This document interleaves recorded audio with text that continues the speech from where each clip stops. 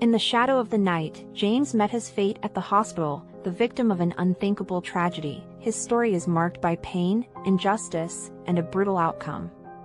But what lies behind this tragedy is even darker than it seems at first glance.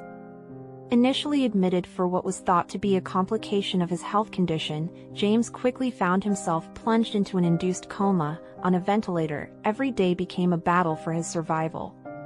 Doctors treated the symptoms as best as they could, moving from one diagnosis to another without being able to explain exactly what was going on with him. But a tragic event changed everything. After enduring a nightmare of over a month in the intensive care unit, enduring pain and suffering, going through painful interventions including a tracheotomy that would prevent him from speaking for the rest of his days, doctors discovered that James was being poisoned. For weeks, while he was unconscious in the hospital, he was being fed poison that annihilated all efforts to save him and, thus, any possibility of recovery. Unfortunately, despite his courageous fight, he passed away a few days after this discovery. His ex-partner, let's call her Lucille, as there is currently an investigation, is the suspect under the spotlight. Despite their separation many years ago, she remained present in James's life. According to him, they were friends and still business partners, but the sad reality was about to be uncovered. Behind the role she suddenly assumed of a devoted partner spending every evening at the hospital, a sordid backstage game was hiding. While James was slowly dying in intensive care, she emptied his bank accounts and the valuables from his house.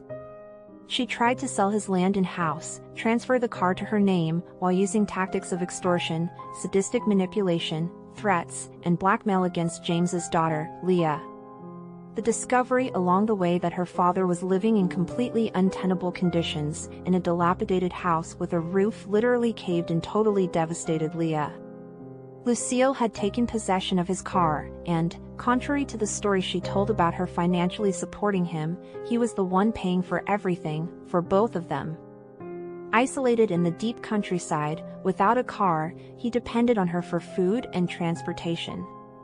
Imagine the dismay of Leah as she put together the pieces of the puzzle. Realizing that her father was completely at the mercy of Lucille, while she took advantage of the financial situation in many ways and now wanted more. Being the proud man that he was, James never shared what he was going through. Now, Leah is faced with an alleged murderer who has proclaimed herself her father's wife and is claiming her share of the inheritance. Lucille has taken over James's computer, his cell phone, all the paperwork from his businesses, and all the liquid assets. She thereby controls all his investments, and who knows what surprises Leah will have down that road. Leah faces an uncertain future, overwhelmed by legal fees and responsibilities to try and save the family land and James's businesses, her grandfather's legacy. The police are investigating the homicide and thefts, but an endless legal battle looms in parallel. Obtaining the body, that Lucille is blocking, to offer James a proper funeral service once the coroner releases the body after the autopsy. The prohibition of access to his house, from which Lucille has already removed the new lock several times to gain entry.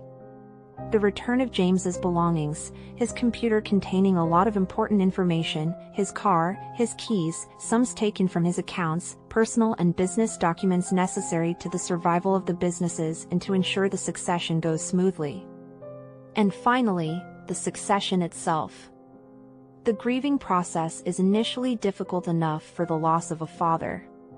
Losing him as a result of a homicide is even more devastating.